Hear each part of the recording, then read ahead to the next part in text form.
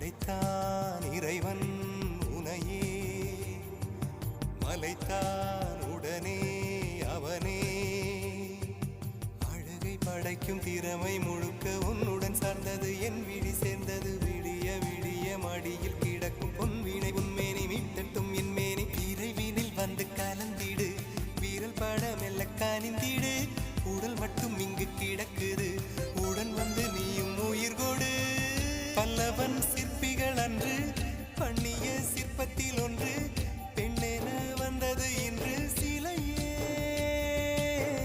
பல்லவன் சிற்பிகள் அன்று பண்ணிய சிற்பத்தில் ஒன்று, பெண்ணே